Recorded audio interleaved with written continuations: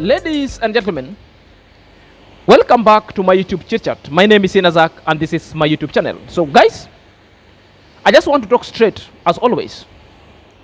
There is rumors that's going around here and people have started another campaign to the campaign IMR on the platform of marriage. You know, several videos have been made, but IMR has been so critical on one point that he's married. IMR has ever been so critical to a point that is telling people he doesn't care about the tradition, but people doesn't understand. Well, the lazy gang and the naysayer are just giving reaction, oblivious to the fact that there were other kind of laws that were changed. There were other kind of bills that were passed in our Kenyan parliament that really came in to reorganize the institution marriage. You know, the last time I checked, there was a couple who were in fights when they were divorcing each other. Are you there? Then something happened. The lady wanted more than he could chew. He wanted more that he never contributed. She never contributed in that marriage. The issue went to the High Court. And I remember at that particular time, the judge itself ruled that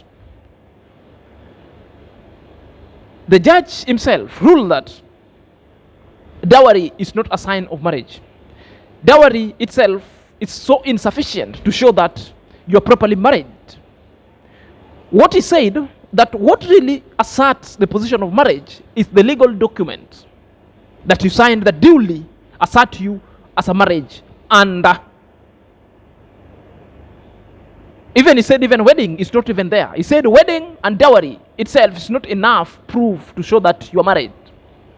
Are you there? So that when you go before the court of the law or before the judge and before the jury itself, that one itself does not give you a status update of marriage. Well, Imaro Asai decided to talk of this countless number of times that is married. Guys, people are talking about tradition and people are talking about very many things. And they're talking about tradition that well existent, that agree with them. But what they don't agree with you is like, these traditions are not tied to every human being. You can defy them.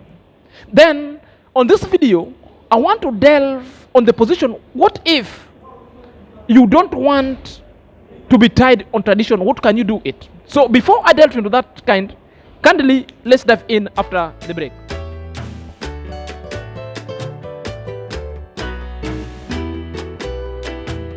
So guys, I just want to tell you the fact.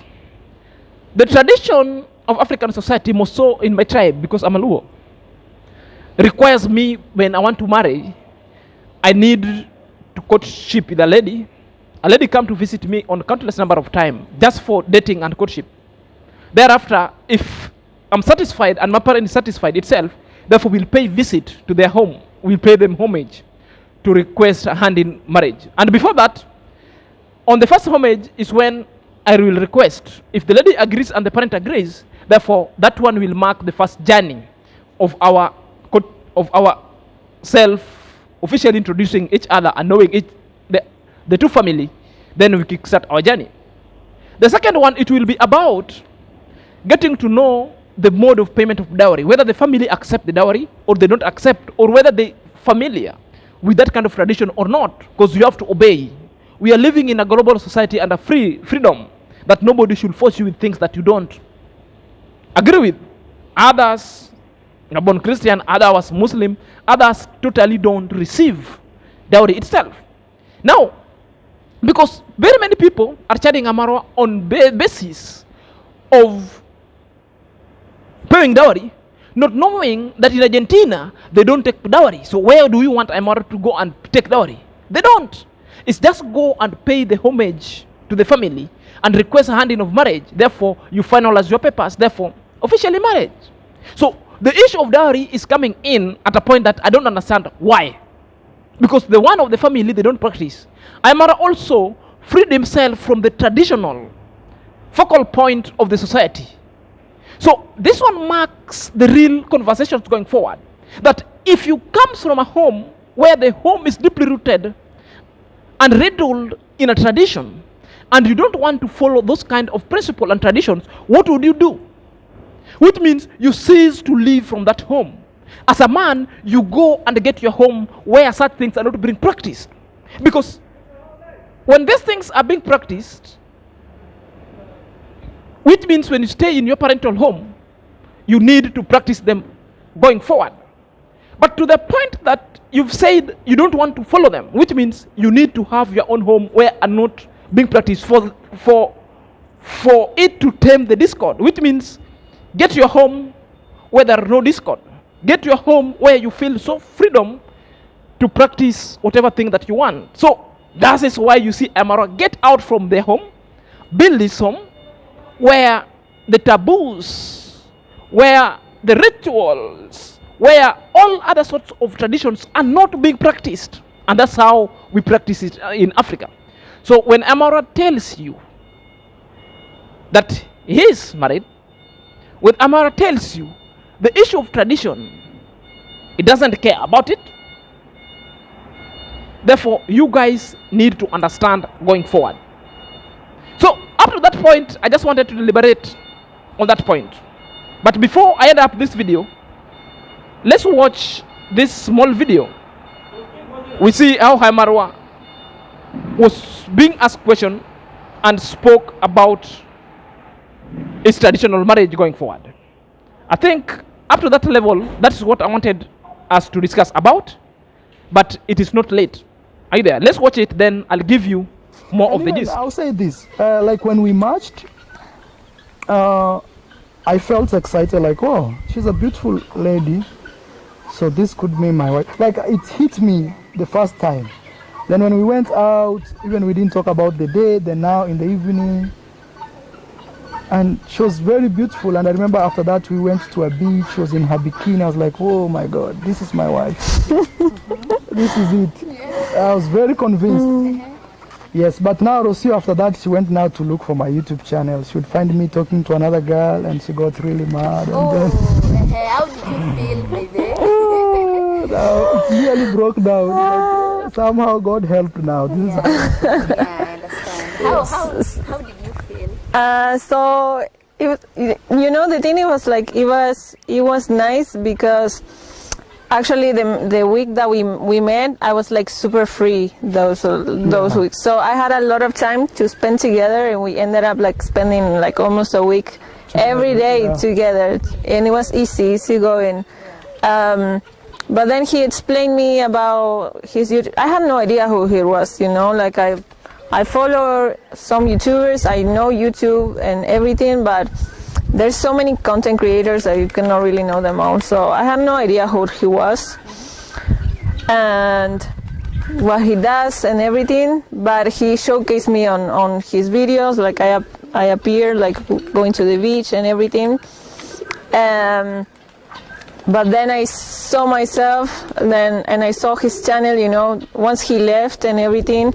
And when he left, he was like super serious with me. Like I was in shock. Like this guy just met me, he just wants a lot, you know. Like I wasn't, even though, you know, I was looking for a serious, but when he comes so fast, you know, you want to run away. I have an explanation to that. As a traveler, you have no much time. You just need to hit the nail on the head and let the other party decide. Because like me, I've been to 70 countries. So imagine how many people will I be spending 2 weeks with. I go there, I spend 2 weeks. And I'm a man in a mission. I want to go to every country in the world. You just have to tell her the truth, tell her how it is, and give her time. Just tell her what you feel from your heart. If it's honest, that is it. Because also I've realized in Western world, the dating culture is, and also in Africa, you know. Here in Africa, if my mom sees me with a girl 2-3 days walking into my house coming back, that's my wife, not girlfriend. People don't know girlfriend here. So I also carry that, you know. When I go there and I realize this is the lady I want to be with, I want to say she's my wife. Even though it's not legally married, we don't really have that dating culture. Somebody they are dating for 8 years, 7 years, that is my boyfriend, 8 years. You in Africa, you've seen that. 8 years in their home country. I'm telling you, they do 8, 10, 5 years. So you just watched about that video when Amarwa said no schooling for his kids. He will be doing what you call homeschooling, where the kids will just be learning the languages only, because they are travelers. They don't want in a time where their travels will be cut short because of their kids. I saw the lazy gang disputing it. Homeschooling is allowed, both in Africa and in the West. There is nothing really wrong with homeschooling. There are a substantial number of people who right now are the great entrepreneur, are the great in the leadership positions and management, who went through homeschooling. They never stepped into classroom door. Everything was done into their house. The teachers were coming into the house for that teaching itself. And it comes with the nurturing and development of the talent. And that is the trajectory that Amara wants to take his children towards. Then you find a lazy gang wants to dictate Amara life. You find a lazy gang who wants to decide to Amara on how Amara should be living his life going forward. You know, this is the reasons why when Emai was telling you, sometimes he sits down, he watch other people talk about him, the issue that even he himself doesn't know. Then he describes you to be so stupid. So stop the stupidity on the platform of YouTube, on the platform of internet. Talking of the thing that even Amara himself doesn't know. Things that even Amara himself hasn't talked about. So that is the nature. So this is the story that those people want to tell you. That if I don't want to follow the traditions of my father, and I still be living in my father's compound, therefore it will be a discord in that home. We won't agree, because it's the deep-rooted in that home. That is his own foundation. And if I don't want to follow that such kind of tradition, therefore I need to break away from that kind of shackles. I shake them off, I go start my own foundation. That's why you see Amara broke and decided to build his own foundation on a premise that he's married.